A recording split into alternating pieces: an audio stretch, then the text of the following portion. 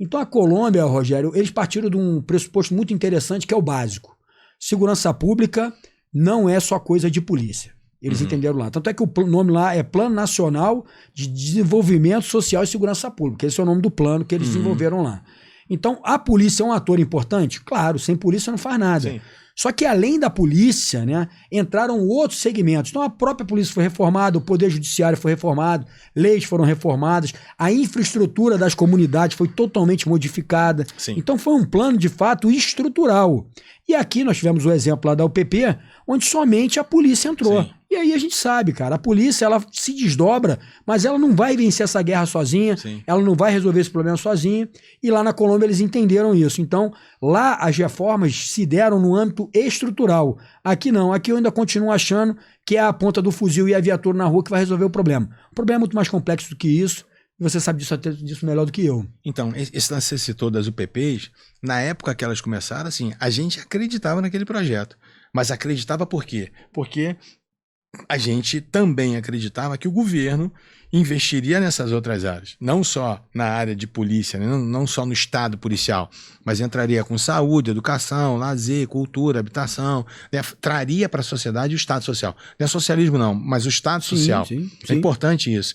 E não aconteceu nada disso, né? Então hoje, infelizmente, por essa ausência do estado, o que a gente percebe no Rio é que os traficantes voltaram à sua situação anterior. Sim. E às vezes até em algumas comunidades até muito piores, muito mais virulentos.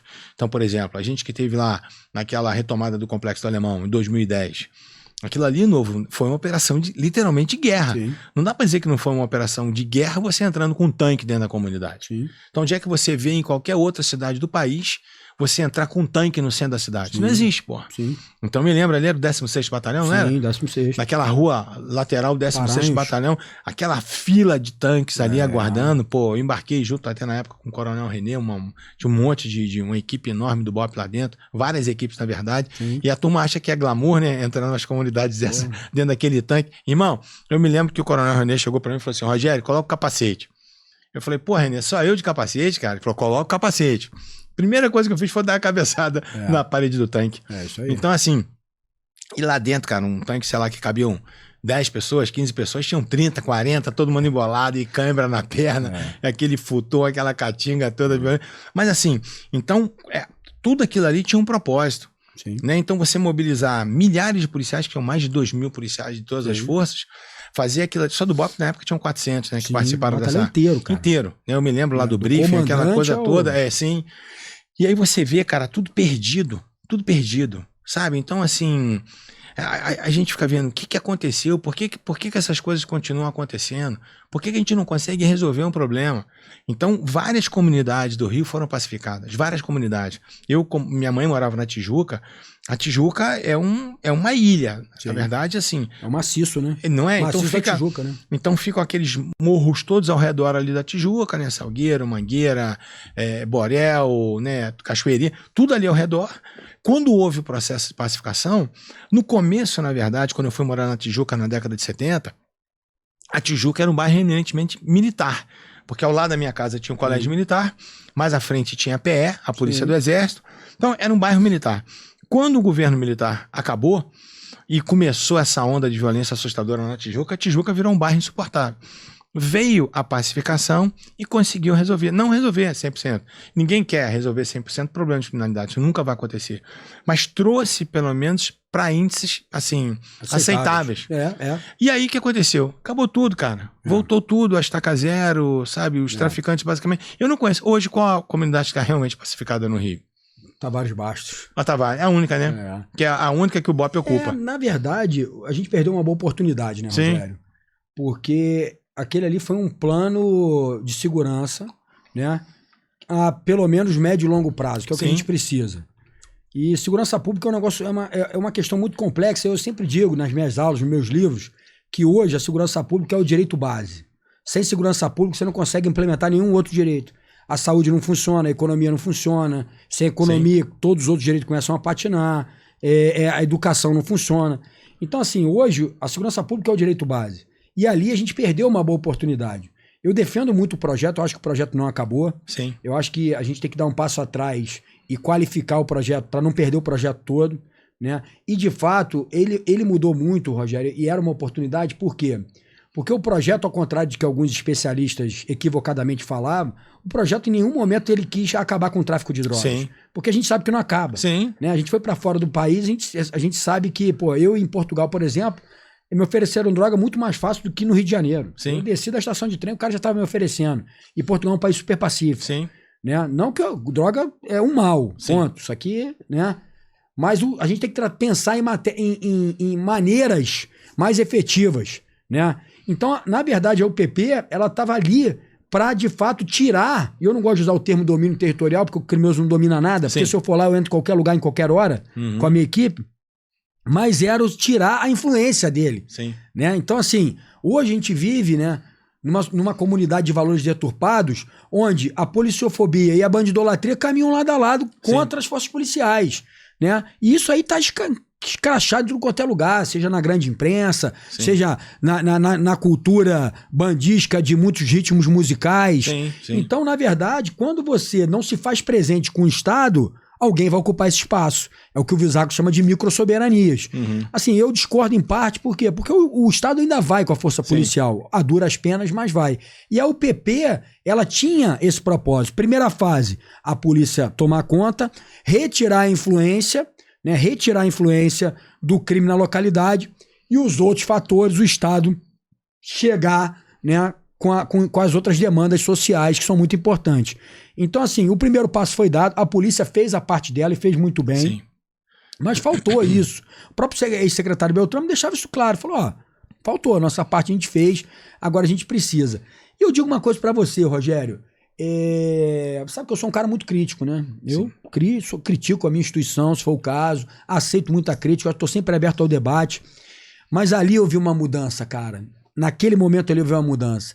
A partir do momento que numa comunidade crítica, onde a gente chegava e tomava pedrada, era vaiado pela população, sim, era xingado, em menos de 3, 4 meses de operação constante do BOP ali, o BOP era essa primeira unidade a entrar, um garoto chegou para a equipe e pediu o autógrafo dos policiais. Isso é legal demais.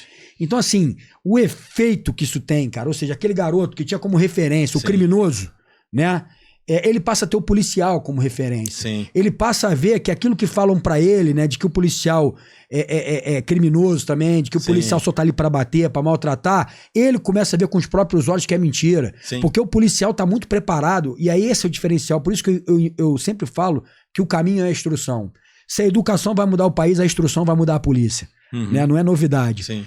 E quando implementou, isso aí eu acredito que você não tenha conhecimento, quando começou o processo de pacificação e os planejamentos foram apresentados, e o BOP como a ponta da lança do processo, alguns especialistas criticaram, do tipo, pô, a tropa mais letal da polícia, que foi treinada para matar, vai entrar no processo de pacificação, você com pouco conhecimento, tu vai achar isso estranho. Só que o policial do BOP, ele tinha um nível de adestramento tão grande que ele conseguia mexer no botão seletor dele, da guerra para paz.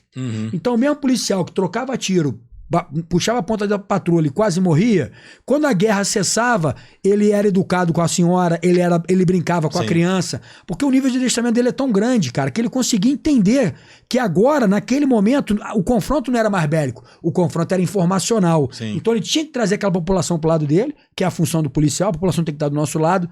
E, Rogério, todas, aí quando a gente passava para a segunda fase da pacificação, que era a implementação da própria UPP, todas as comunidades faziam abaixo-assinado, todas as comunidades pediam pro BOP não sair da comunidade. Então, assim, isso mostra, irmão, que é possível você mudar. Isso mostra que a relação polícia-comunidade, ela tem condições totais de ser benéfica, basta a gente ajustar de um lado e ajustar do outro. A polícia também precisa rever alguns protocolos. A gente não está escondendo isso aqui, né? Mas é possível, e a UPP, cara, ela era uma oportunidade bacana. Sim, e a prova disso que você está dizendo é a própria Tavares Bastos. Sim. Né, que foi, na verdade, a primeira ocupada, o BOP ocupou, e ali, assim, pô, pergunta se alguém quer que o BOP saia da comunidade, muito pelo contrário. Eu me lembro que a primeira vez que eu visitei o batalhão, eu tava conversando com o capitão e ele fez um tour comigo na Tavares Bastos e tal. Eu já achei estranho, porque, pô, que ele tava andando comigo desarmado, né, de calção, de camiseta, tava fazendo instrução de educação física, né, e a gente tava andando, cara, aí a gente passou numa pousada lá, uma pousada do Alemão, os alemães vêm pra cá pra tomar banho de sol na laje, pô. É isso, O Corte Santos, metro cara. quadrado lá, um dos mais caros. Ué. Aí, assim, novo, quando a gente chegou na pousada, cara, tava um monte de mala no chão da pousada, lá no lobby, lá, se a gente pode chamar de lobby da pousada. Não tinha ninguém, o alemão não tava ali, que era o dono da pousada. Aí o capitão... Tá lá até hoje, cara. Tá lá até hoje? O capitão começou a berrar pelo alemão, não achou o alemão e tava não sei aonde lá. Tudo lá solto, cara, espalhado. E ninguém tocava. Tinha um outro gringo lá tomando banho de sol da laje, o capitão perguntou até pelo alemão. E assim, eu falei, cara, o que tá acontecendo? As malas todas aqui, sabe, dentro de uma comunidade. Cara, Tavares Baixo é um processo muito interessante, que precisa ser estudado, assim, em nível acadêmico, né? Já tem algumas teses, mas de uma maneira mais profunda. É o único lugar onde eu ando no Rio de Janeiro fardado desarmado. Então já começa por aí. Sim. Uma outra questão é que a relação com a comunidade ela é tão próxima que quando cogitaram tirar o BOPE de lá, a comunidade fez um abaixo-assinado, botou na mesa do governador e o BOPE não saiu. Os moradores da comunidade usam as instalações do BOPE, né? E às vezes o entrosamento é tão grande que os policiais casam com as meninas da comunidade. Aí já começa a confundir as coisas, né? Policial, cara, sabe como é que é? Tu conhece, né? É uma raça complicada. E aí, então tem aula de jiu-jitsu com as crianças da comunidade, a interação é perfeita. A gente come na comunidade, tem jogo contra do policial do BOPE. E aí a comunidade percebeu, Rogério, que a presença do BOPE ali é fundamental. Sim. Porque a simples presença da polícia ali e a área estabilizada, você hoje, a Tavares Baixo, não falta emprego, porque todas as propagandas que são em favela, filme em favela, é na Tavares Baixo, que o cara sabe que ali não vai ter problema nenhum. Sim. Então tem empresas, firmas de propaganda, de cinema lá dentro, tem hostel, hotel, restaurante. Então assim... A economia do lugar cresceu, entendeu? Cresceu por conta da estabilidade. Olha a segurança pública como direito básico. E aí, um fator interessante é que a própria comunidade, quando acontece algum tipo de delito lá, de menor potencial ofensivo, ou até maior, quando alguém quer começar com alguma coisa de droga lá, a comunidade vai e participa. Ou seja, a Constituição Federal aí sendo empregada, né? Responsabilidade de todos. Segurança pública é responsabilidade de todos. Então a própria população tem confiança em chegar no policial e dizer, o cara tá querendo fazer aqui o negócio, eu não quero isso pro meu filho.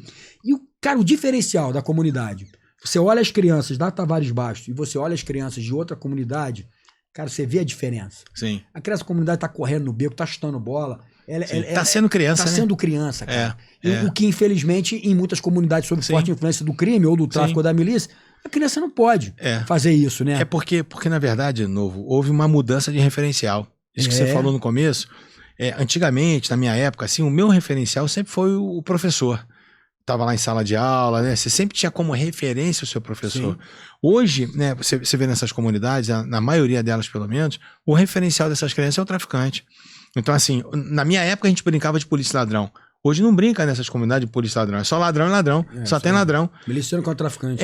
Então eu tenho um vídeo... E as crianças brincam disso, né? Brincam disso. Eu tenho vídeo das crianças brincando, que eu passo em alguns eventos que eu participo, para as pessoas entenderem essa nova realidade. Brincando assim, e faz fuzilzinho, né, de madeira, de papelão, e curte isso. Então, a guerra que a gente está vivendo, mais do que uma guerra contra o crime, na verdade, é uma guerra cultural. A gente tem que mudar os valores, cara. Então, quando alguém visita o BOPE, né, e visita, consequentemente, a Tavares Baixo, vê essa mudança radical. E é possível fazer, cara.